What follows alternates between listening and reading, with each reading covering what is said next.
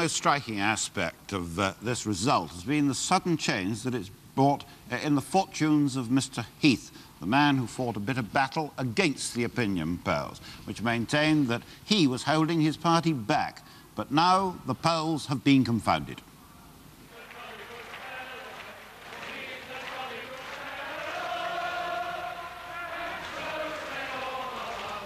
Edward Heath has led the Conservative Party since 1965. In style, background and ideas, he's a clear break with the Tory past. The party of established influence and wealth chose as their leader a man who'd inherited neither.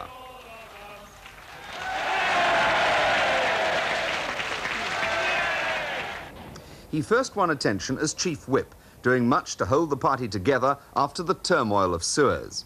Later, as Britain's negotiator on the common market, he fashioned a new stature for himself. In that statement, I explained that the United Kingdom government wished to take its full part in working together for a closer European unity. The negotiations failed, and yet he emerged with a formidable reputation as a skillful and detailed negotiator, respected by his own government and those on the continent.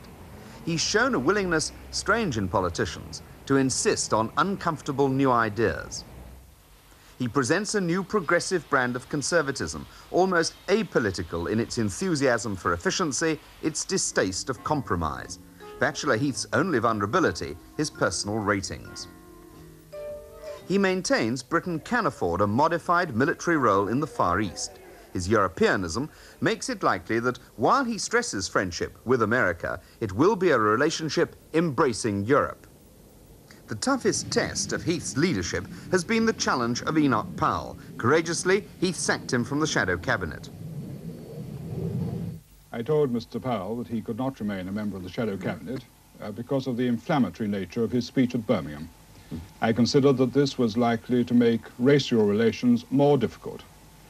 And I consider that it was a challenge to what I believe to be the right conservative approach to this very difficult and delicate question. And so to this election, which it seemed Heath had no more chance of winning than that in 1966.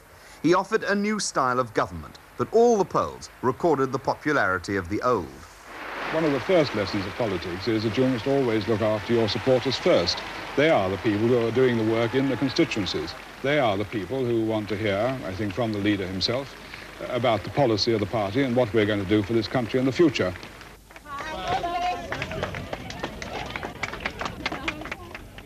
He has always spoken out with a clear, confident voice, as at the party conferences. There really is no need to attack this government. You only need to be fair to it.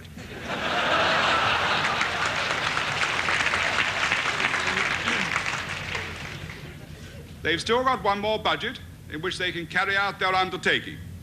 It's up to the Chancellor. And all he has to do next April is to take 6 off the income tax, 1 and a penny off cigarettes, 1 and 9 off petrol, 13 and 11 off a bottle of whiskey. His public manner is powerful, although he's been criticised for being stilted and for being much better at talking to his own side than winning over the unconverted. 15 million off SET, and he'll be home on his promise. Despite the strength of his convictions, many people have found it difficult to carry away any firm, clear impression of what he would be like as a national leader. He is a self-made, self-contained man. His choice of yachting as a recreation would seem to confirm an inclination to get away from crowds, to avoid mixing with crowds where he can. But Edward Heath has a tough, competitive edge. He went to Australia to win an ocean yacht racing classic early this year against international competition. It stirred many a metaphor, proclaiming the virtues of life with Heath at the helm, as the election obviously drew nearer. At home in the Albany, the order and good taste of his surroundings reflect a man of sensitivity and an easy relaxation he hardly manages in the rough and tumble of politics. Jolly good stuff.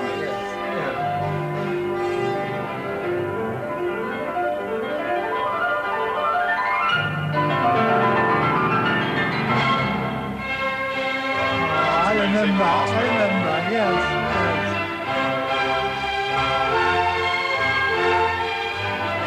positive. It makes you feel better already. Edward Heath has made it from a grammar school to the Albany and leadership of the party of Salisbury and Sir Alec. The first man to be elected rather than evolved from what were called the customary processes. Now he is certain to reach the summit of his ambition, the Premiership of Britain. It's been a hard, punishing battle since he stood like this before the party at Brighton. Now he has won, and the question of what Edward Heath would be like as a Prime Minister will be answered in practice.